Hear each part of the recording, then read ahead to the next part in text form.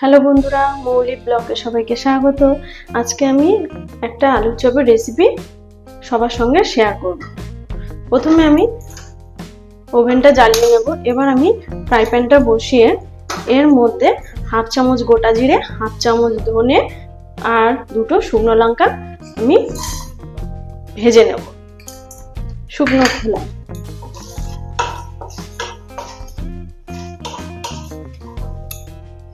মশলাগুলো ভাজা হয়ে গেছে। এবার আমি নামিয়ে এটাকে ঠান্ডা করে নেব। আর কিছুটা আলু আমি সেদ্ধ করে রেখেছি, সেটা খোসাগুলো ছাড়িয়ে নেব।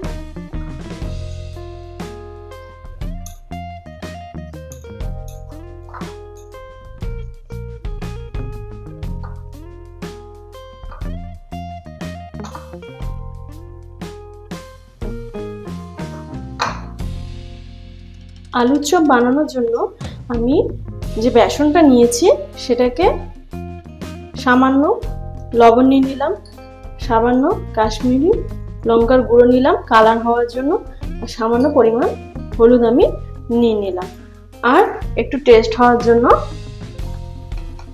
সামান্য আমি বিট নুন নিয়ে নিলাম। এবার আমি কিছুটা পরিমাণ বেকিং সোডা এর মধ্যে দিয়ে দেব। দিয়ে এটাকে ভালো করে হাত দিয়ে মেখে অল্প অল্প করে জল দিয়ে আমার ব্যাটারটা বানিয়ে নিতে হবে। সামান্য সামান্য জল দিতে হবে, নাহলে বেশি পাতলা হয়ে যাবে। বেসনটা আমার ভালো করে ফ্যাটানো হয়ে গেছে, বেশি পাতলাও হয়নি আবার বেশি গাঢ়ও হয়নি। এবার এটাকে আমি ঢেকে রেখে দেবো।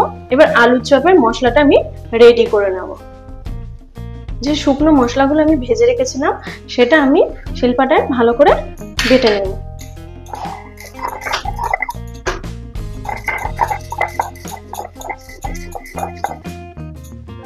মশলাটা আমার খুব ভালো করে বাটা হয়ে গেছে। এবার আমি এটাকে তুলে নিলাম। নিয়ে কিছুটা পরিমাণ আমি আদা আর রসুন বেটে নেব। হাফ চামচ আদা আর হাফ চামচ রসুন আমি বেটে নেব। দুটো মাঝারি সাইজের পেঁয়াজ আমি ভালো করে কুচিয়ে নেব।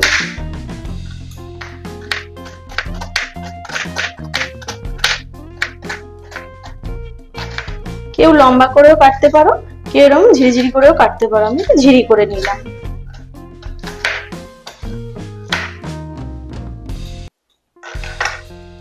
এবার ওভেনটা আমি জ্বালিয়ে দিলাম, দিয়ে সামান্য তেল দিয়ে আমি ফ্রাই প্যানটা বসিয়ে দিলাম। এবার যে কুচিয়ে রাখা পেঁয়াজটা আমি তেলটা গরম হলে ওর মধ্যে ছেড়ে দেব। তেল গরম হয়ে গেছে। এবার আমি কুচিয়ে রাখা পেঁয়াজটা আমি এর মধ্যে দিয়ে দিলাম। দিয়ে এবার এটাকে আমাকে নেড়ে দিতে হবে যতক্ষণ না একটু ভাজা ভাজা হয়।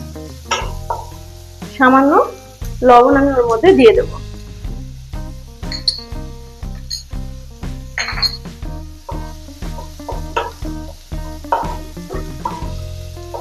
এবং এর মধ্যে আমি বেটে রাখা যে আদা রসুনের পেস্টটা দিয়ে দেব।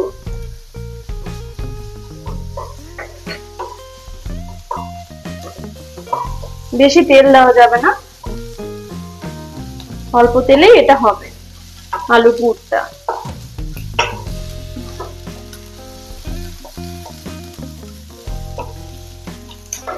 পেঁয়াজটা ভাজা হয়ে গেছে। বা সামান্য কাঁচা লঙ্কা আমি কেটে রেখেছিলাম কয়েকটা টুকরো দিয়ে দিলাম ওর মধ্যে।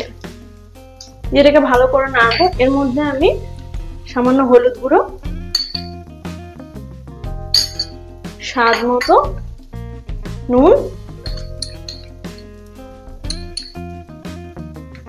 এবং ভেজে রাখা যে মশলাটা সেটা আমি এর মধ্যে দিয়ে দেবো। দিয়ে রেখে ভালো করে নাড়তে থাকবো। এবার আমার সেদ্ধ করা যে আলুটা আছে সেটাকে এর মধ্যে দিয়ে দেবো।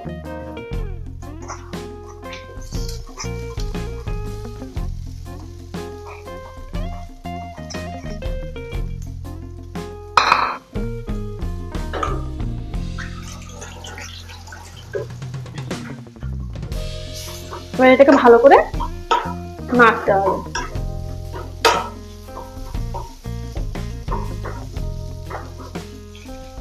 আলুর পুরটা আমার রেডি হয়ে গেছে। এবার আমি এটাকে নামিয়ে ঠান্ডা করে নেব। পুরটা আমার ঠান্ডা হয়ে গেছে। এবার আমি কিছুটা বেসন একটা থালার মধ্যে ছড়িয়ে নিলাম,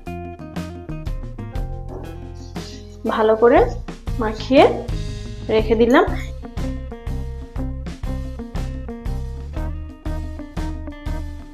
এইভাবে আমি আলুর চপের পুরগুলো এরকম ভাবে করে রেখে দিচ্ছি। আলুর পুরগুলো আমার রেডি হয়ে গেছে। এবার আমি বেসনটা আরেকবার ভালো করে ফেটিয়ে নেব। এর মধ্যে সামান্য একটু আমি সাদা তেল দিয়ে দেব।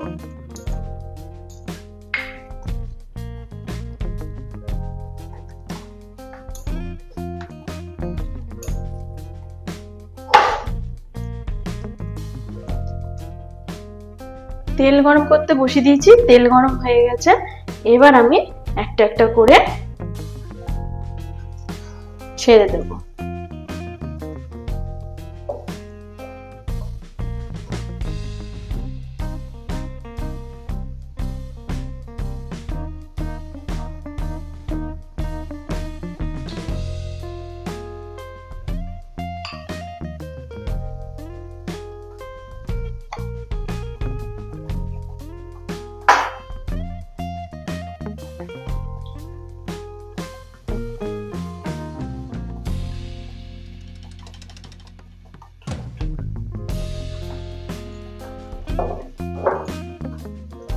চপগুলো একদিক করে হয়ে গেছে এবং আমি এটাকে উল্টে দিয়েছি।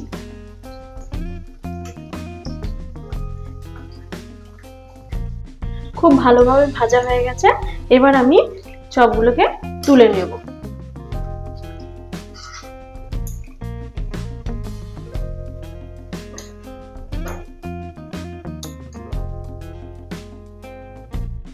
আমার এই আলু চপের রেসিপিটা কেমন লাগলো সবাই আমাকে কমেন্ট করে অবশ্যই জানাবে। আর আমার চ্যানেলটি সাবস্ক্রাইব করো এবং লাইক করো, বেশি পরিমাণে শেয়ার করো। টাটা।